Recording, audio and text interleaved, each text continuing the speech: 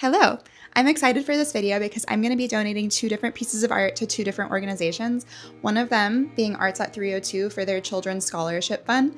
They have this annual event called the 5x5, which they give artists 5x5 canvases for free. They just ask that you donate these back with artwork already on them, and they sell them for $55, and it allows students to be able to take my class for free, and I think that that's awesome.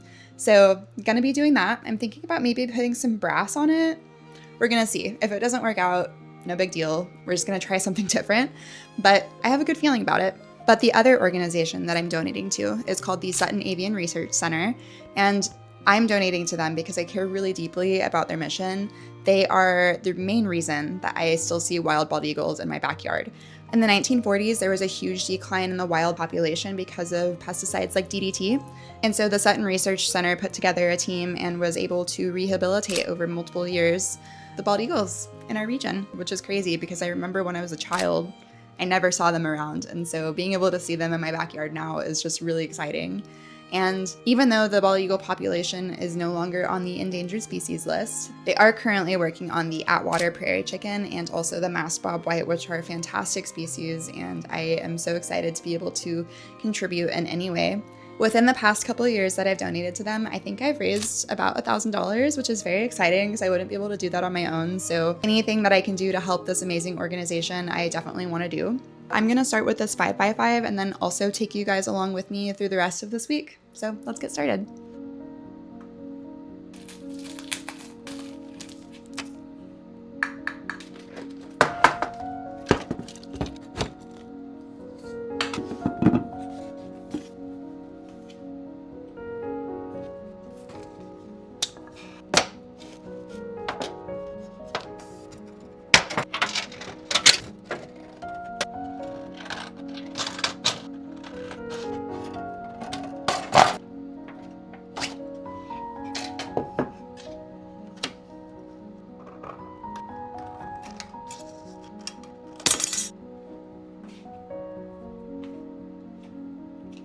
So I want to sketch out my ideas before I actually make one. I'm gonna start with a square, and I'm thinking about maybe starting with a butterfly because I think it could be really interesting if it was popped up off the canvas a little bit. I really like the idea of maybe doing a swallowtail butterfly because I really love these little legs, for lack of better words, that they have at the end there. I think it would fill up the canvas really nicely. And then I would add some details, the dots. And then maybe if I can find a little screw to put into the wood, it would be really nice to add a little star charm. The only thing is that it might mess with the grid whenever they hang it up, but they could probably put it on the bottom and make it work. So I think I'm gonna try this. Now that I have my brass cut, I need to find a piece of cardboard to put underneath this because if I try to draw on this hard table, it won't have any give, and so having a piece of cardboard paper underneath is really important. Okay, so I found my piece of cardboard, and now I'm gonna start sketching. The thing with brass and doing stuff like this is that you can't really hit the back button once you have that drawing on there. It's on there forever. And also I like to draw on the dirty side because that is gonna be the back. And whatever I put, any marks that I put on this side will be pushed through on the other side. I'm gonna use this tiger swallowtail butterfly as inspiration for this piece. I just really love its little butterfly, whatever these things are called. So one of the first things that I like to do is lightly scratch the surface, and I'm going to center it.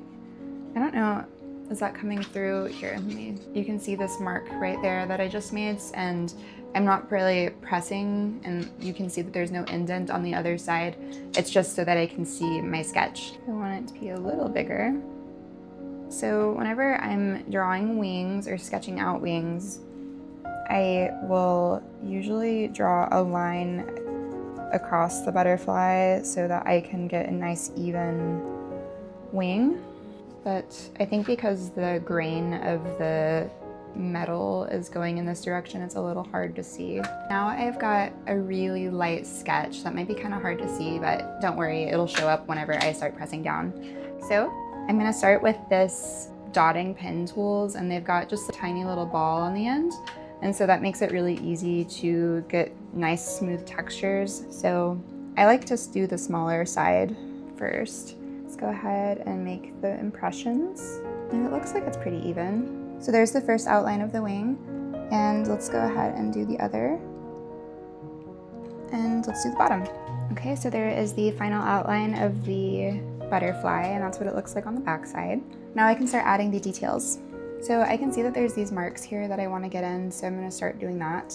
And sometimes it's helpful for me to do it on both sides at the same time. Looks like this one is a little smaller. Now I want to add in these little blue guys over here. So I'm just going to make this crescent shape. I'm going to draw the antenna. So now I've flipped it over and I'm going to make opposite impressions just to highlight the most important parts that peek out.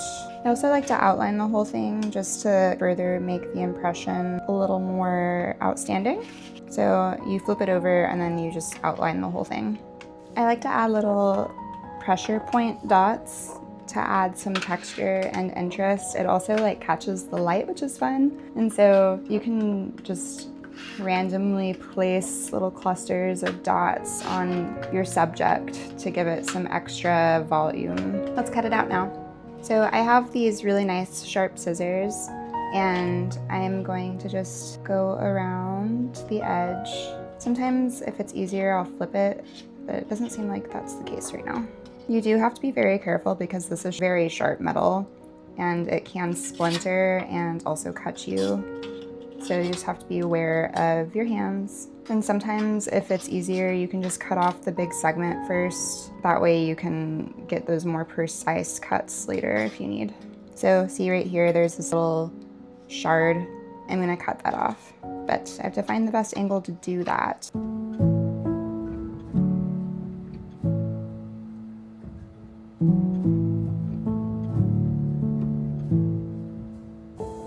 I'm hushing the dog on the chain.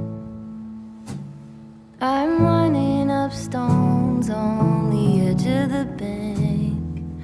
Rally the troops for another refrain. I sing this softly to myself. Good morning. I forgot to add the star, so I need to go to the store and get that little screw that we talked about. So let's go ahead and head there.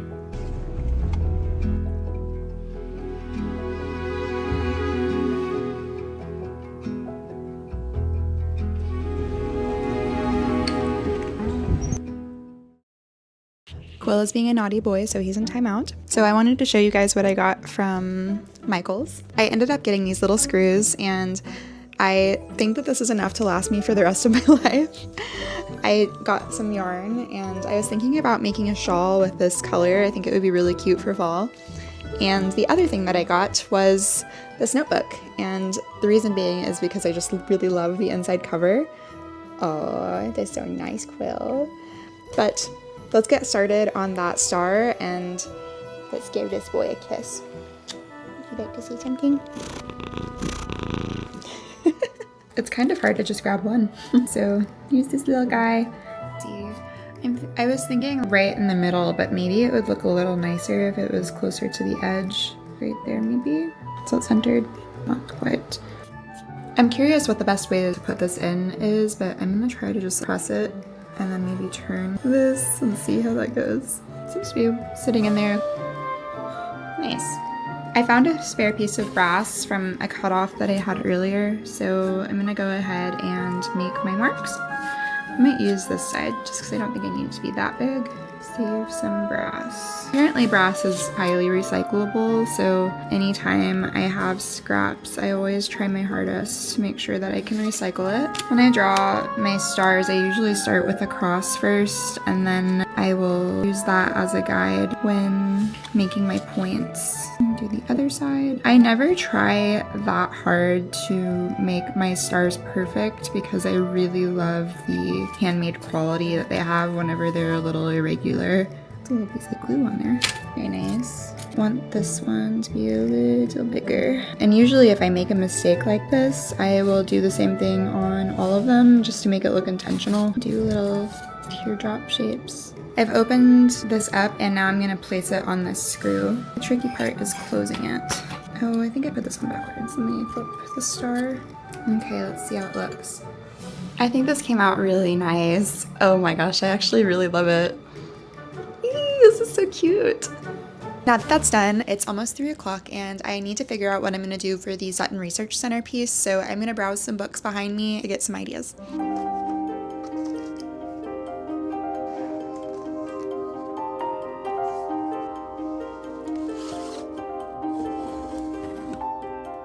These are the books that I pulled off my shelf. They're all vintage and I have found them in different various locations. But the reason I love these books so much is because they are illustrated and don't have photographs. And so they're just extra inspiring. My grandma gave me this book a couple years ago, Scissortail Flycatcher, there we are.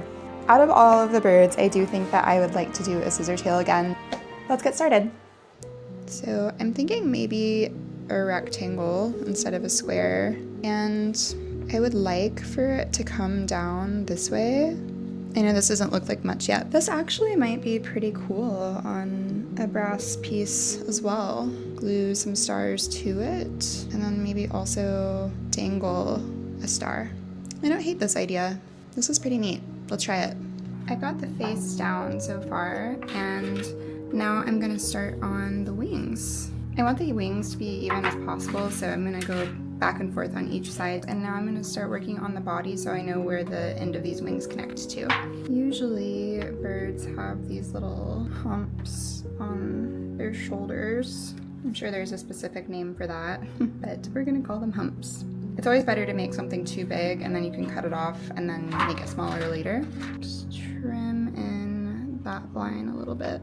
Scissortails have these extra little feathers like that continue going out, so I'm gonna go ahead and add those. Something that I don't like about this cardboard that I have under me, I should turn it, is that it was creating these rivets because of the cardboard texture, so maybe now that I've turned it, it will smooth out.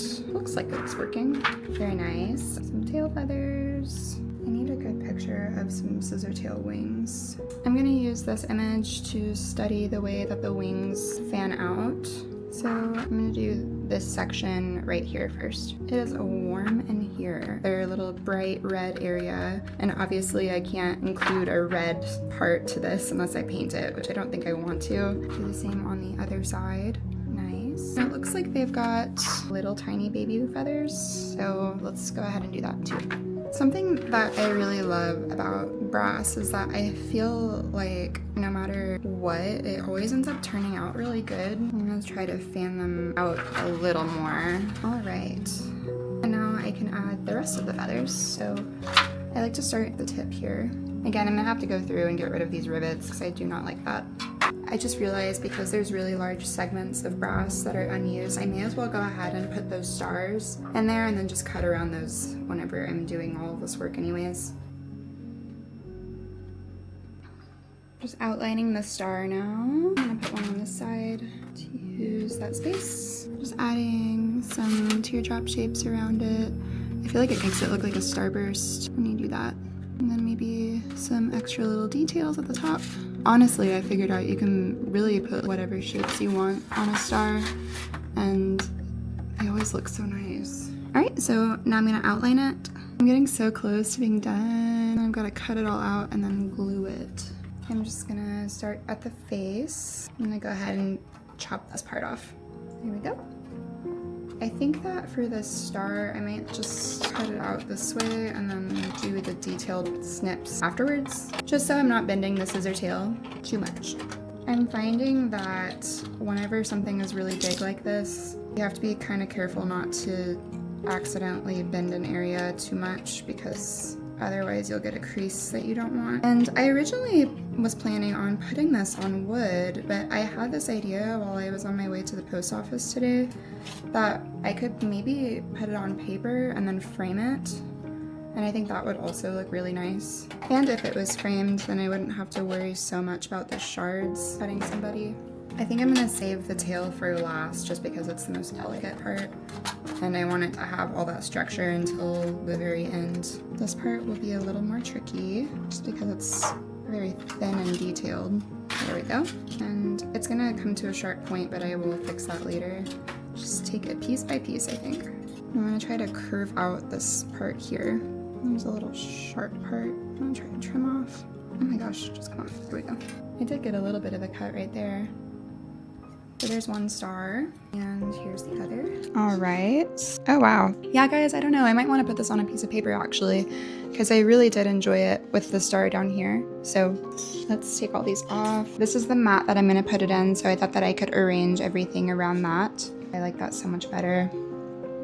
Maybe there and here. I'm just trying to organize everything so that it looks nice on the page. Maybe this should go up a little more. I'm going to use the same E6000 that I did for the wood, and I know that's overkill for paper, but I just really like this glue. There, that's a little better. I'm just putting some pressure in certain areas to just help it lay a little flatter whenever it's being glued. That way it's easier. Maybe a little more up right there. Like it right here. Let's try this one. How does that look? I'm gonna put some pressure on this so that it stays down. I'm gonna go find a heavy book. I used Hope's steel construction manual from college to weigh this down. I might also use some petrified wood. That'll do it.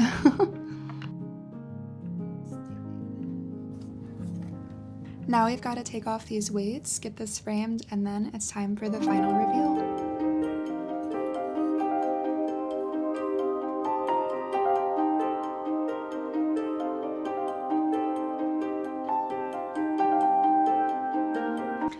They're done, and I couldn't love them more. And if you love them too, don't forget to hit that like and subscribe button. I try to post every other Friday and maybe more if I can handle it. But yeah, thanks so much for watching, guys. Bye.